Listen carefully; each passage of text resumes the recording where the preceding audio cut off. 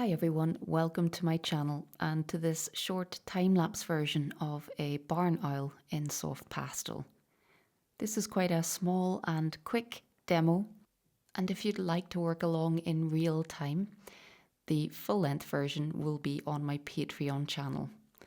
But if you enjoy this speedy version here, then please do hit subscribe and remember to check out all of my other soft pastel playlists here on YouTube. You'll find links to the real-time version in my description.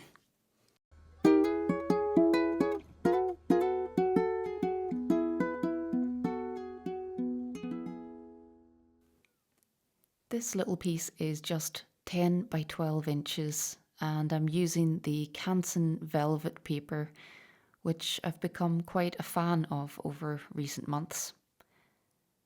I've had this reference image of a barn owl in flight like this for absolutely ages, and I can't tell you how many times I've opened it up in Photoshop to have a look at it and see what I'm going to do with it, because in my photo reference there was nothing below the owl, it was just against bright blue sky.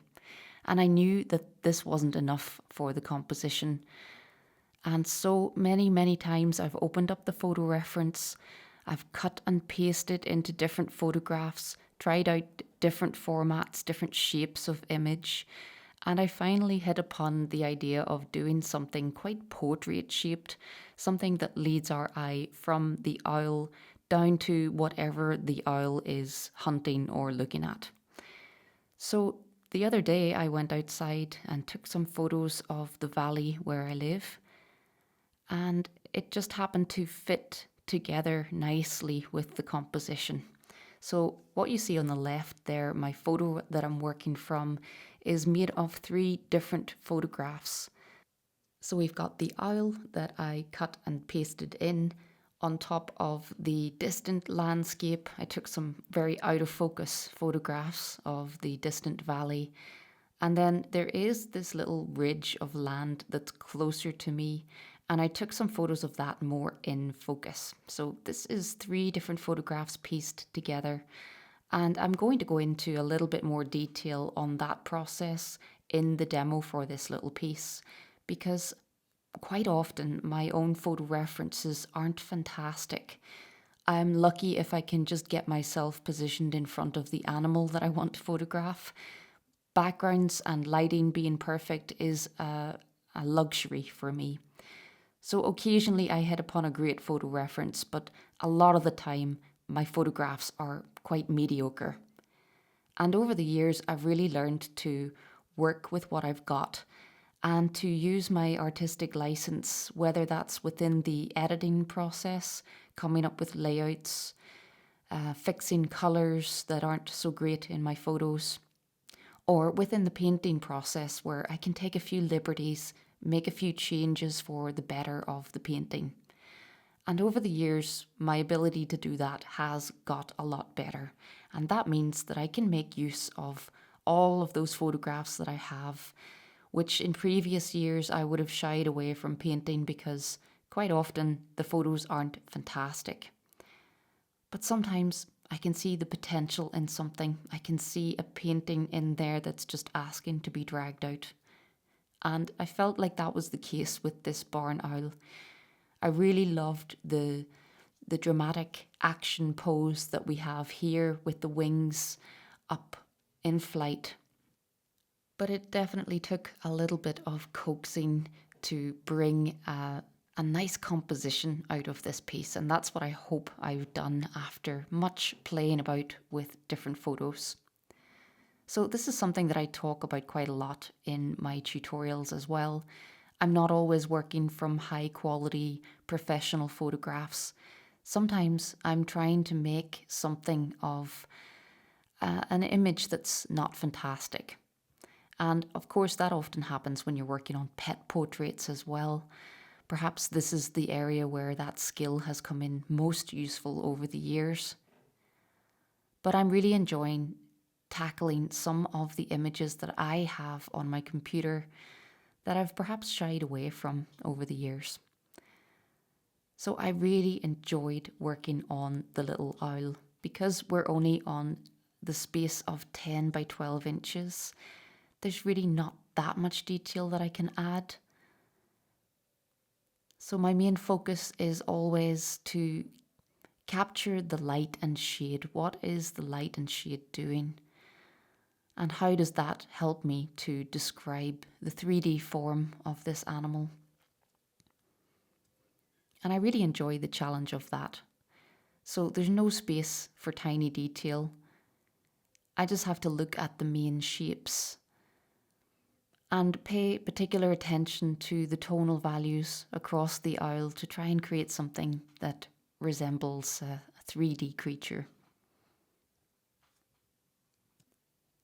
Now, of course, I love working in really high detail with soft pastel, and a lot of my tutorials are just that. So I actually have a barn owl tutorial where you can create all of the beautiful pattern and detail on the feathers. And this feels like a step away from that. It's a different type of painting. I'm more interested in creating the scene, telling a little story rather than capturing the beautiful up close detail of an animal. And I've got to say, I really enjoy both. I love getting lost in all of the detail, but these days I'm also really enjoying the challenge of creating the whole scene and showing more of the environment that the animal spends its time in. So if you're interested in either of those types of tutorials, I have all of this and more in my tutorials library. You can access these via Patreon, and I'll add the link for my detailed barn owl tutorial in the description as well. But recently I've been really enjoying working in both styles. I still often work in high levels of detail, especially if I'm painting pet portraits, for example. But in between those more laborious projects, I'm really enjoying making use of some of my other photos.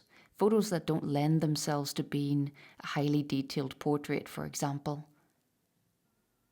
And it's also one of the reasons why I absolutely love teaching soft pastel, as that alone has encouraged me to branch out into these smaller, less detailed paintings. And I've realised just how many little pieces I can get done, how many little scenes I can create. This little piece was under 3 hours in total, and I made use of a lot of the tricks that I would use in my more detailed work, trying to create a sense of distance and depth within the painting, creating some little areas of crisp edges and bits of detail here and there, like on the owl, for example, just to set it apart from the background. So lots of the same tricks and techniques that I would use in my more detailed work. It's surprising how much of a crossover between the two worlds there really is. So here I'm just bringing a little bit of detail into the foreground. I didn't want to overdo it here, just enough to add a bit of interest to the bottom of the painting. And bringing in some darker tones in the immediate foreground here, just to give the impression that we're seeing more contrast right here in front of us. So lots of little tricks and techniques used within this one small piece. And I hope that you will come and join me and perhaps work along with me on this one or on one of the other mini demos within my library, as these tend to show you a lot of techniques within a short amount of time, things that you can apply to a lot of different types of paintings. But I hope that you've also enjoyed seeing the speedy version here on YouTube. Please do remember to hit subscribe if you haven't already. I'll link to my other barn owl tutorial here for you to see the difference. But thanks very much for watching, and until next time, happy pasteling.